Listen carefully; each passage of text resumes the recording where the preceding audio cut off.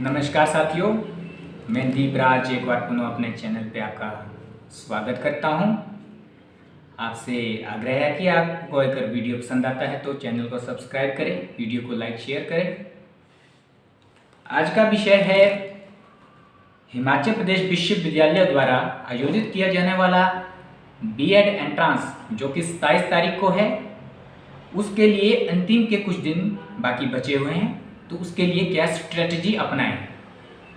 आशा करता हूं कि आप सभी अभी तक सिलेबस को अच्छी तरह से कवर कर चुके होंगे और अच्छी तैयारी चल रही होगी आपकी।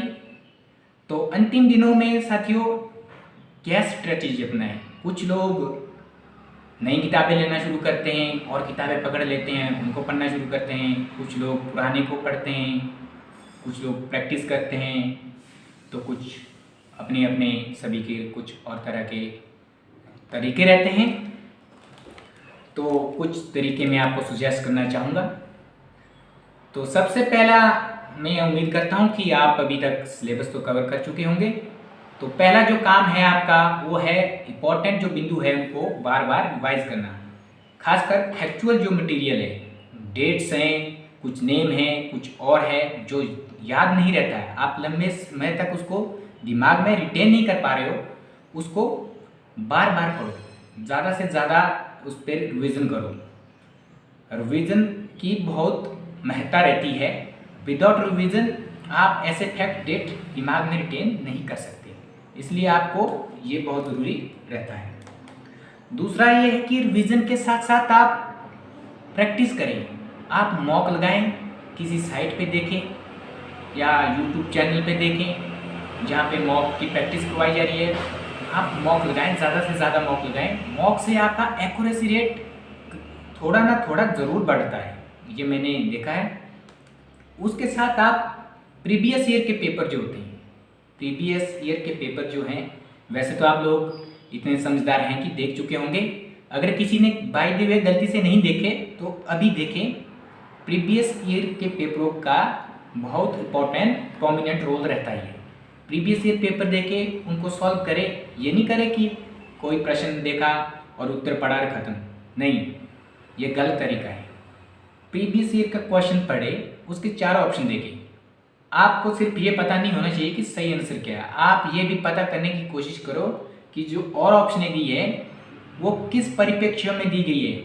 ऐसा तो नहीं होता कि कुछ ऑप्शनें दे दी, उनका कोई रेलिवेंस नहीं है। हो सकता है किसी नदी का उद्गम या किसी नदी की सहायक नदी इस बार पूछी हो, साथ में 2-3 और सहायक नदियाँ दी हुई है। मान लो ब्यास की सहायक नदी पूछी होगी तो एक ऑप्शन में पार्वती डाल दिया, साथ में उन्होंने चिनाब नदी की सहायक नदियाँ डाल दी ऑप्शनों में। तो हो सकता है पिछली बार वो पूछा हो, इस बार चिनाब की आ जाए। तो ऐसे में अगर आप उनको अच्छे से एक्सप्लोर करते हो तो आपको वो क्वेश्चन मतलब आपके ज्ञान में आ जाएगा। तो इसके साथ साथ आपको अब ये नहीं करना है कि या समझा देना है कि जी रात दिन वैसे ज़्यादा टाइम पढ़ने के लिए देना चाहिए, पर रात को नींद अच्छी ले लो। और साथ में ये भी करो कि अगर आप ऐसा सोच रहे हैं कि ये मेरा मटेरियल सफिशिएंट है कि नहीं है, कैसा है वो है, मैं नई किताब पकड़ूँ, किसी ने कोई नई किताब बताई, तो 2-4 दिनों में वैसे ज़्यादा कुछ होने वाला नहीं है। उससे उल्टा आपका जब आप नई किताब पकड़ेंगे, आपका उस पर क्लैरिटी नहीं होगा, कॉन्फिडेंस बिल्ड नहीं होगा। तो ऐसे में आपका कॉन्फिडेंस जब लो होगा तो एग्ज़ाम में आप वैसे भी घबरा जाएंगे, एग्ज़ाम में प्रेशर होता है। तो इससे बेहतर है कि जो आपने पढ़ा है उसी पे अच्छी ग्रिप बनाओ, उसको और बेहतर करो। और जो क्वेश्चन जो पढ़े हुए में से क्वेश्चन आ रहे हैं उनको कभी गलत मत करो, गलतियों का ध्यान रखें। कई बार एक छोटा सा ना लगने पे हम क्वेश्चन को गलत कर बैठते हैं, हालांकि हमें वो क्वेश्चन अच्छी तरह से आता है। तो इन चीज़ों का ध्यान रखें। साथ में आप ये कर सकते हैं कि जो मैथमेटिक्स वगैरह उसमें रीजनिंग रहता है कुछ पोर्शन, उसकी प्रैक्टिस करें, रीजनिंग की प्रैक्टिस करें। रीजनिंग एक किस्म का मुफ्त का नंबर होता है। साइकोलॉजी उसमें आज पूछा जाता है, तो साइकोलॉजी भी एक अंडरस्टैंडिंग लेवल पे होते हैं। उस पर कोई ऐसा कोई रट्टा मारने वाली बात नहीं है कि आप उसको याद करो, ये करो। अगर आपकी अंडरस्टैंडिंग अच्छी होगी तो आप उसको ईजिली कर सकते हो।